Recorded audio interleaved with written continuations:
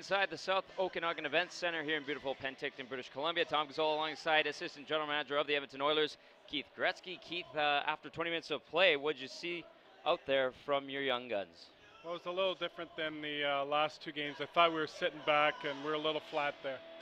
Talking to Michael Carconi of the Canucks, he said he feels that the experience factor did play into that first period. How much of it do you think weighed in on that? I just think we sat back and thought it was going to be easy, and we came out flat, and we weren't hitting, we weren't skating, our passes weren't sharp, so we have to put that 20 behind us and come out and play hard. Overall, what have you seen from your club and your youngsters in this Penticton tournament? Because they have played pretty well up until this point. You're right, they have played well. Evan Polai's played very well. He's been a good leader. I thought our goaltending's been strong. I thought our defense has been good.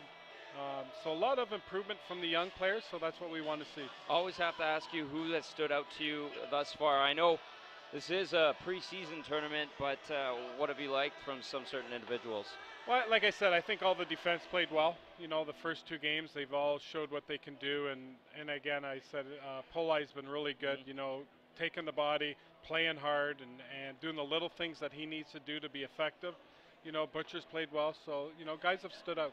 For guys that are on an AHL deal, like Chad Butcher, what do you tell guys like that are trying to chomp at the bit to make an impact within this organization, but they don't quite have the NHL contract or have that same type of involvement with the organization? You know what? You can never say never to a player, and we said that. We had a good meeting before the camp, the coaches and Scott Housen told them what was expected of them, and it doesn't matter if you're a first rounder or the last pick or an invite, you're here to win a job and to be evaluated. And I think that, from the first two games, they've all done that and showed what they can do. How about some of the guys from the 2017 draft? We saw Stuart Skinner the other night stand on his head. Dylan Wells from the year prior. The 2017 guys, Dmitry Samorukov has been playing, Ostap Safin. What have you seen from that newest crop of Oilers? I thought Skinner played very well, like you mentioned. He made some big saves. He got across quickly, showed what his strengths are. And, I thought the first game when Yamamoto played, he showed his speed and his compete level. So we're excited about those guys. You look at Samorukov. Though this is a learning curve for him, it's big adjustments to come in here as an 18-year-old.